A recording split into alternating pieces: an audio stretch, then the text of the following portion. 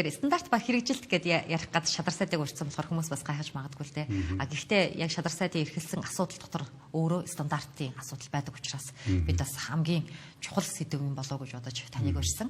За стандарт ер нь ямар байх ёстой юм бэ? Яагаад амьдралд стандарт хэрэгтэй юм бэ те?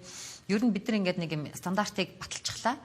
Хэрэгжилт гэдэг дээр нь бид нар ер нь бүдрээд байна л да. Тэгэхээр яг амьдралд хэрэгжих байгаа хэрэгжих хэмжээний стандарт батлагдахгүй байна уу гэж бас нэг хэсэг нь үзээд байна. Тэгэхээр энэ дээр та ямар хариулт өгөх вэ? Тийм зүгээр товчхондоо хэлэхэд бол стандартыг яагаад ярьж байна вэ? Яагаад ярих ёстой юм бэ?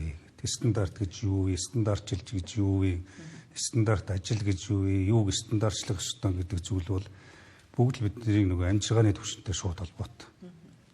Амжиргааны түвшин бол одоо хүн амын нийт одоо дундаж хүн амын иргэний одоо материаллыг бөгөөд нийгмийн сайн сайхан орчин нөхцөлийг бүрдүүлэхтэй шууд холбоотой асуудал.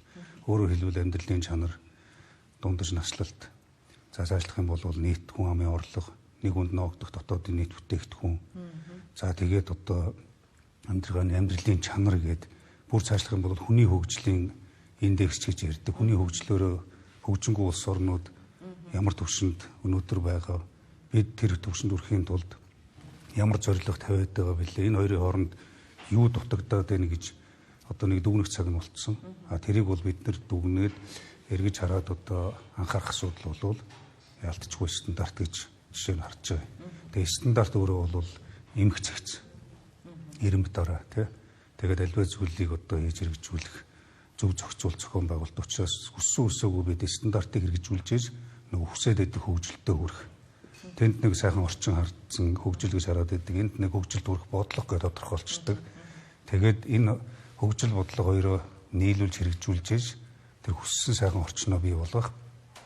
Хүний хэрэгцээгээр бол одоо хэрэглээний соёл.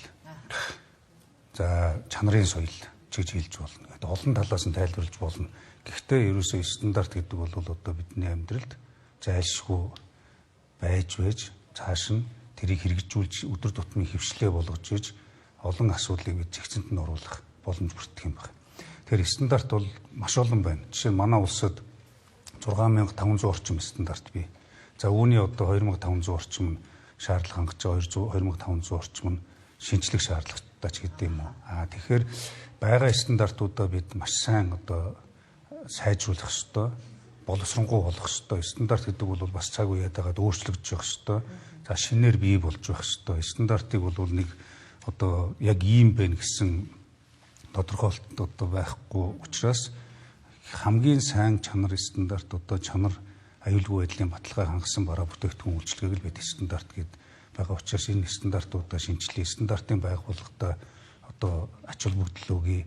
Тэгээ стандартаа иргэдэнч мэддэг бараа бүтээгдэхүүн нийлүүлж байгаа аж ахуй нэгжүүд нь хэрэгжүүлдэг төр засгийн стандартаа дээдэлдэг. Дээрээс нь одоо анхаарч хамтдаа нийтийн хүчээр одоо хөвшмөл болгох ийм л зайлшгүй шаардлага байна гэж харж байгаа.